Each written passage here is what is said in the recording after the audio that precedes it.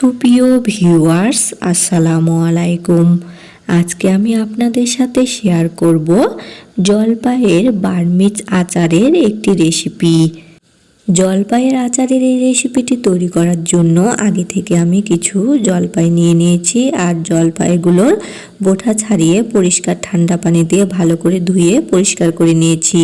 কিছু জলপাইয়ের গায়ে একটু দাগ ছিল, সেগুলো আমি বটি দিয়ে কেটে নিয়েছি। এখন চুলাতে একটা কড়াই বসিয়ে দিয়ে ধুয়ে রাখা জলপাইগুলো কড়াইতে দিয়ে দিলাম, আর 1 চা চামচ পরিমাণ হলুদ গুঁড়ো, আধা চা চামচ পরিমাণ লবণ দিলাম।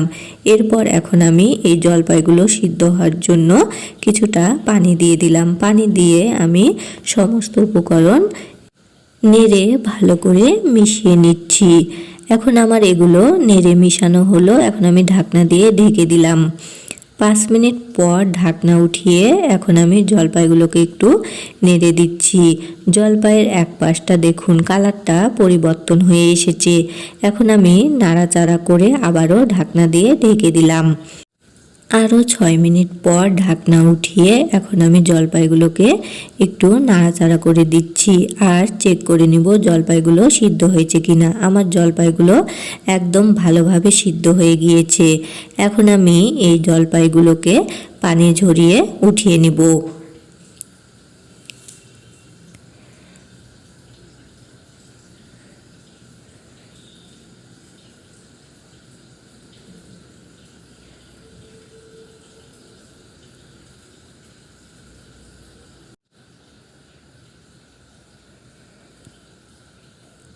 আমি সবগুলো জলপাই পানি ঝরিয়ে উঠিয়ে নিয়েছি।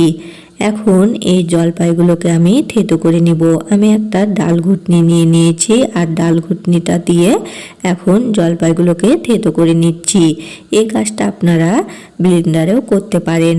আঠিগুলোকে ফেলে দিয়ে এই জলপাইগুলোকে ব্লেন্ডারে ব্লেন্ড করতে পারেন, কিংবা পাটায়ও বাটতে পারেন, কিন্তু আমার কাছে মনে হয় ডাল ঘুটনি দিয়ে করলে বেশি ভালো হয়। আমি একদম প্লেন করে এই জলপাইগুলোকে থেতো করে নিব, কোনো প্রকার গোটা রাখবো না।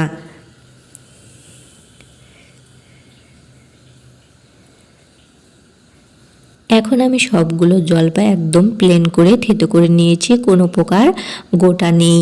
এখন আমি জলপাইয়ের আচার তৈরি করার জন্য একটা মশলা বানাবো। এজন্য এখানে আমি 2 চা চামচ পরিমাণ মৌরি, 1 চা চামচ পরিমাণ জিরা, 1 চা চামচ পরিমাণ 5 ফোড়ন, 2 টুকরো গরম মশলা আর কিছু শুকনা মরিচ নিয়ে নিলাম।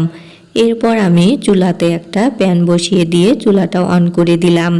প্যানটা একটু গরম করে নিয়ে এখন আমি 5 ফোড়ন, মৌরি, গরম মশলা, জিরা আর শুকনা মরিচ প্যানে দিয়ে দিলাম। দিয়ে এখন এগুলোকে আমি নেড়েচেড়ে ভেজে নিব। এই সময় চুলার আঁচটা একদম লো করে দিতে হবে, বেশি জোরে জাল দেওয়া যাবে না, তাতে মশলাগুলো দ্রুত কালো হয়ে যাবে।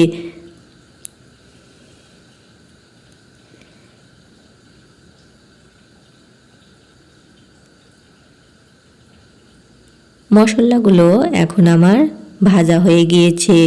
এগুলোকে বেশি কালো করে ভাজা যাবে না। এখন আমি প্যান থেকে এই মশলাগুলো ঢেলে নিলাম। মশলাগুলো ঢেলে নিয়ে আমি মরিচগুলোর বোটাগুলো ছাড়িয়ে নিয়েছি। এখন আমি একটা শিলপাটা নিয়ে নিয়েছি এই মশলাগুলো বেটে নেওয়ার জন্য। আমি শিলপাটাটা প্রথমে ধুয়ে পরিষ্কার করে নিয়ে শুকনা ন্যাকড়া দিয়ে ভালো করে মুছে নিয়েছি। এখন আমি এই মশলাগুলো দিয়ে বেটে নিচ্ছি। এই কাজটা আপনারা ব্লেন্ডারেও করতে পারেন, কিন্তু আমার কাছে শিলপাটায় বেটে যে কোনো মশলা আচারেরই হোক আর তরকারি রান্নারই হোক বেশি টেস্টি মনে হয়, তাই আমি শিলপাটায় বেটে নিচ্ছি। আমি এই মশলাগুলোকে বেটে গুঁড়া করে নিয়েছি। এখন এগুলোকে উঠিয়ে নিলাম।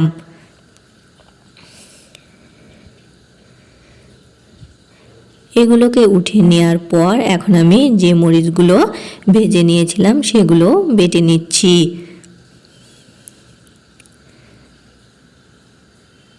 এগুলোকে আমি বেটে গুঁড়া করে নিয়েছি। এখন আমি এগুলোকে আলাদা করে উঠিয়ে নিচ্ছি। আচারের জন্য আমার মশলা রেডি হয়ে গিয়েছে। এদিকে আমি চুলাতে একটা কড়াই বসিয়ে দিয়ে গ্যাসটা অন করে দিলাম। আর কড়াইতে কিছুটা পানি ছিল, সেটা জাল দিয়ে শুকিয়ে নিয়ে কড়াইতে কিছুটা সরিষার তেল দিয়ে দিলাম।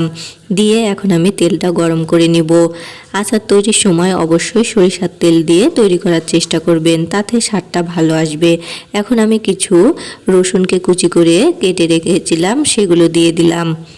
আর একটা তেজপাতা 2 ভাগ করে কেটে নিয়েছিলাম, সেগুলো দিয়ে এখন নেড়ে চেড়ে আমি এগুলোকে ভেজে নিচ্ছি।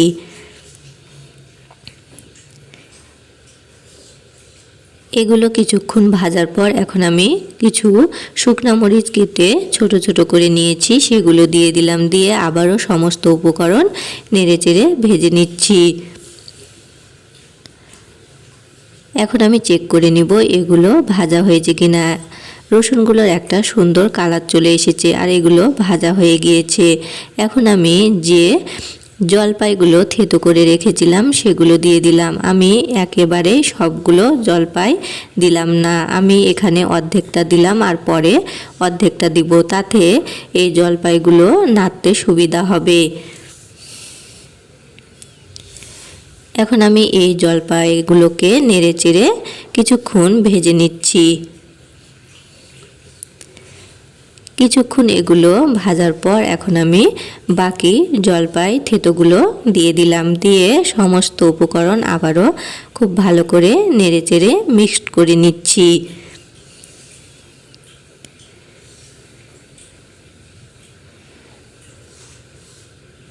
এগুলো আমি ভালো করে নেড়ে চেড়ে মিক্সড করে নিয়েছি। এখন আমি চিনি দিয়ে দিলাম। চিনিটা আপনাদের পছন্দ এবং স্বাদ অনুসারে দিবেন, যে যেমন মিষ্টি খেতে পছন্দ করবেন সে অনুপাতে দিবেন। আমি চিনি দেওয়ার পর আবারও সমস্ত উপকরণ ভালোভাবে নেড়ে চেড়ে মিক্সড করে নিচ্ছি। চিনি দেওয়ার পর আমি এগুলোকে ভালো করে নেড়ে চেড়ে মিক্সড করে নিয়েছি। আর এখন চিনি থেকে কিছুটা পানি ছেড়ে দিয়েছে। এখন আমি এগুলোকে নেড়ে চেড়ে নিলাম। আর এই পর্যায়ে আমি স্বাদ অনুসারে লবণ, 1 চা চামচ পরিমাণ হলুদ গুঁড়ো, 1 চা চামচ পরিমাণ মরিচ গুঁড়ো দিয়ে দিলাম। দিয়ে সমস্ত উপকরণ আবারও নেড়ে চেড়ে নিচ্ছি। এই আচারটা তৈরি করতে একটু সময় লাগবে, কিন্তু তাতে কোনো সমস্যা নেই। একটু ধৈর্য ধরে এই আচারটা তৈরি করতে হবে।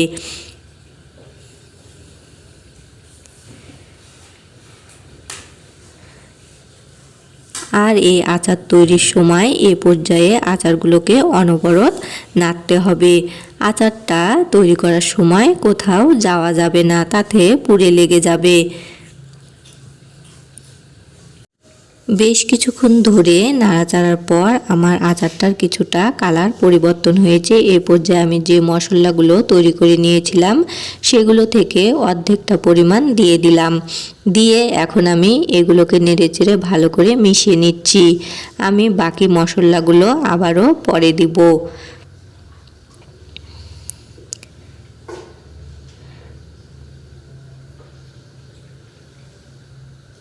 আমি নেড়ে চেড়ে এই মশলাগুলোকে ভালো করে মিশিয়ে নিয়েছি। এখন আমি আচারটা অনবরত এভাবে নেড়ে চেড়ে তৈরি করে নেব, যতক্ষণ পর্যন্ত না আচারটা সুন্দর একটা কালার আসে। আরও কিছুক্ষণ নাড়াচাড়ার পর আরও কিছুটা কালার পরিবর্তন হয়েছে। আর এই পর্যায়ে আমি যে মশলাটা তৈরি করে রেখেছিলাম তার বাকিটাও দিয়ে দিলাম। দিয়ে আবারও সমস্ত মশলা ভালো করে নেড়েচেড়ে মিশিয়ে নিচ্ছি। আমি এগুলোকে ভালো করে নেড়েচেড়ে মিশিয়ে নিয়েছি। আর আচারটার কালারটা আরও পরিবর্তন হয়ে আসছে। এখন আচারটা আস্তে আস্তে কালো হতে শুরু হয়েছে।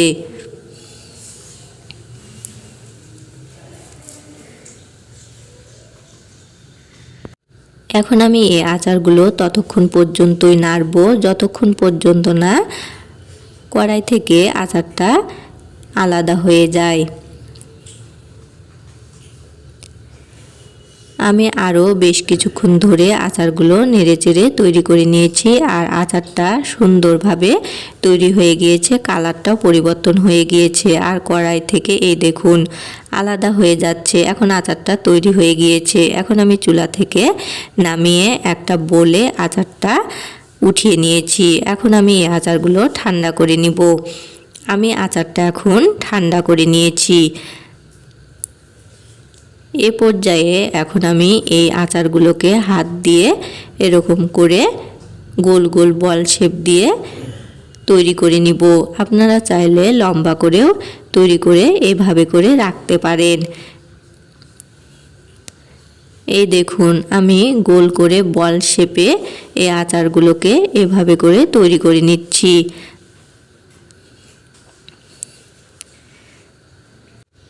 আচারগুলো গোল করার সময় আমি কিছুটা আঠিও এর সঙ্গে নিয়ে নিচ্ছি। আপনারা চাইলে এভাবেও আচারটা রাখতে পারেন, আবার এভাবে গোল গোল বল শেপ দিয়েও রাখতে পারেন।